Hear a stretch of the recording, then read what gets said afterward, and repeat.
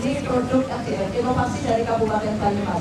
Mengelola sudah berapa kali ekspor? Lebih dari 1 kali, 2 kali. Oh Inagro apa? Lestari Jaya Pak.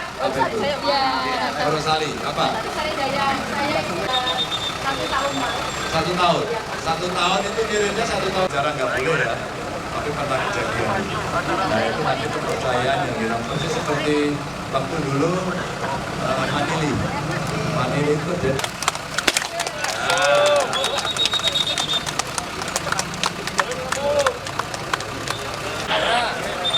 Tiga, dua, satu.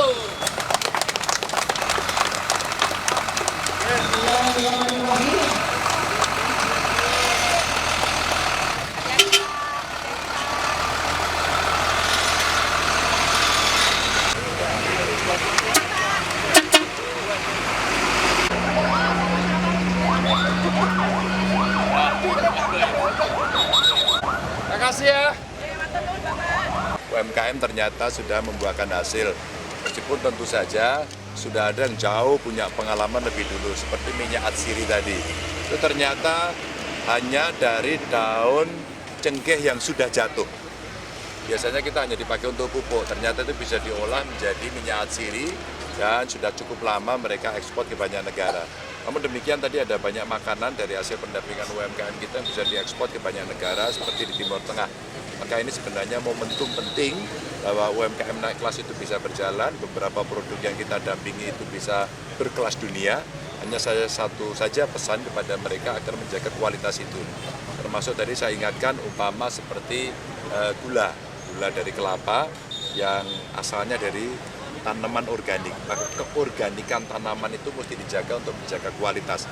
Kalau itu bisa terus saja berjalan konsisten, maka sebenarnya ini pasarnya sangat khusus dan pasti repeat order akan berjalan terus-menerus. Jadi kita akan dampingi terus UMKM ini agar ekspornya makin banyak. Ya, ekspornya berjalan lagi. Jadi neraca kita berapa, Bu? Oh, Bu Ratna hilang, Bu Ratna ya. Ya. Jadi neraca kita kemarin waktu apa? Terakhir berapa neraca ekspor kita? Neraca perdagangan kita sudah 700 juta Bapak. 700 juta US. Ya, ternyata sudah surplus kemarin 700 juta US dollar. Dan kalau ini ditambah, maka sebenarnya ini akan mengakselerasi kondisinya ya. Kondisinya, jadi menurut saya ini berita bagus lah bahwa makin banyak ekspor dari Jawa Tengah, dan tentu saja ini berasal sebagian dari usaha kecil. Ya. Pak, kondisi UMKM di Jawa Tengah sendiri selama ini? Oh, makin bagus sekarang dan makin banyak orang yang makin kreatif ya, sehingga produknya bisa bernilai. Kita hadirkan secara yang dirilis Pak secara langsung ada 4 kontainer. Kemudian 3 di perusahaan masing-masing, 2 di Purbalingga, 1 di Pati ya. Yang tadi sudah kita saksikan bersama kan ada 4.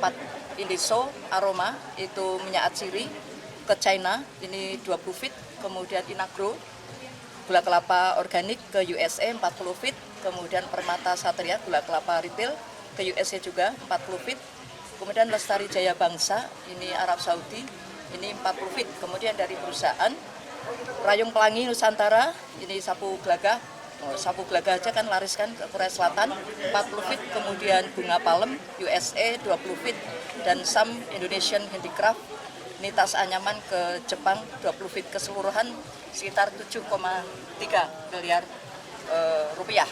Ini yang hari ini. Maka satu hal lagi yang membanggakan adalah yang pertama mereka semua itu dari UMKM.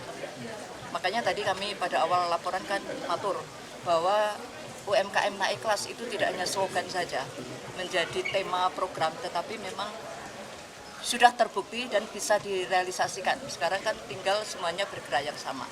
Yang kedua, dari keseluruhan ini juga sebagian 5 perusahaan itu juga hasil dari ekspor coaching program. Jadi di Dinas Perindak itu memiliki satu jenis layanan atau fasilitas memberikan coaching program untuk ekspor.